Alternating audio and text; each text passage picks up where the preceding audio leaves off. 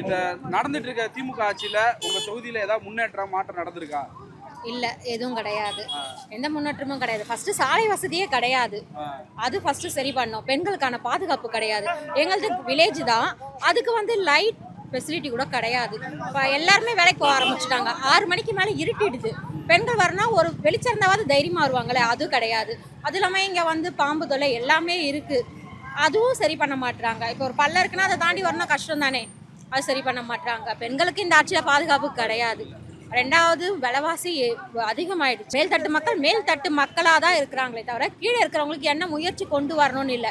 இலவச பஸ் யாருமே கேட்கல. ஒரு 12 ரூபாய் சம்பாதிக்க 20 ரூபாய் மக்களால் முடியாமல் இல்லை. அதை சம்பாதிக்காரன வழியை கற்று தரணும். இலவசம் கொடுத்துட்டா அப்புறம் மக்கள் எப்படி தான் முன்னேற முடியும்? வழியை வகுத்தாங்கன்னா அவங்களே பாதை அமைச்சுப்பாங்க. அடுத்த ஸ்டேஜுக்கு போவாங்க. நீ இப்படியே இருன்னா அவங்க அப்படியே தானே இருப்பாங்க. அது வேண்டாம். எங்களுக்கு இலவசமே நாங்கள் கேட்கல. முக்கியமாக ரொம்ப அடித்தட்டமாக இருக்கிறவங்களுக்கு இலவசம் வேணும்னா கொடுங்க. இப்போ பஸ்ஸில் போகிற எல்லாருமே 20 ரூபாய் செலவு பண்ண முடியாமலாம் இல்லை. அரிசி 60 ரூபாய் கொடுத்து வாங்குறவங்களுக்கு 20 ரூபாய் செலவு பண்ண முடியாமல் இருக்காது இல்லை. அது எங்களுக்கு தேவையே இல்லை. அதுக்கான வழியை வகுத்து கொடுங்க. கிராமப்புற மக்கள் இருக்க பெண்களுக்கு வேலை வாய்ப்பு வசதியை ஏற்படுத்தி கொடுங்க. வீட்டில் சுயதொழில் கத்தாங்க. அது நீங்கள் இம்போர்ட் எக்ஸ்போர்ட் பண்ணுற அளவுக்கு நீங்கள் வசதி பண்ணித்தாங்க. இப்போ எங்களுக்கு டிரான்ஸ்போர்ட் வசதி இல்லைன்னா நீங்கள் கொண்டு வாங்க. அதுதானே நாங்கள் கேட்குறோம். எங்களுக்கு இலவசமே வேண்டாம். நாங்கள் முன்னேறதுக்கு நீங்கள் வழியை கொடுங்க. அது நாங்கள் பார்த்துக்குறோம். எடப்பாடியார் வந்தால் நல்லா இருக்கும். இப்போ நாங்கள் கிராமம் தான். லேப்டாப் கொடுத்தாங்க. அப்போ கிராமத்தில் இருக்கிறவங்களுக்கு லேப்டாப்ன்றது பெரிய விஷயமா இருந்தது.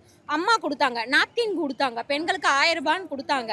இப்போ என்ன சொல்லிட்டாங்க, டாக்ஸ் கட்டுறவங்களுக்கு இல்லைன்றாங்க. ஆம்பளைங்க டாக்ஸ் கட்டுறாங்க, வீட்டில் இருக்க பொம்பளைங்க கட்டுறாங்களா? பெண்களுக்கு தானே சொன்னேன். பெண்கள்லாம் எல்லா பெண்களுக்கும் தானே தெரியும். மகளிர் உரிமை தொகை எல்லாருக்கும் கொடுக்கணும். எல்லா பெண்களுக்கும் கொடுத்த பிரச்சனை இல்லை. ஆம்பளைங்க டாக்ஸ் கட்டினா பொம்பளைக்கு இல்லைன்னா என்ன அர்த்தம்? அதுக்கு நீங்கள் சொல்லியிருக்கணும். இப்போ நாங்கள் ஆம்பளைங்க இருக்க டாக்ஸ் கட்டுறதுல நாங்கள் கட்ட மாட்டோம் நீங்கள் சொல்லியிருந்தீங்கன்னா அதுக்கேற்ற மாதிரி. அதே மாதிரி வேலை வாய்ப்புலையும் பெண்களுக்கு முன்னுரிமை கொடுத்தா இன்னும் நாங்கள் முன்னேறுவோம்.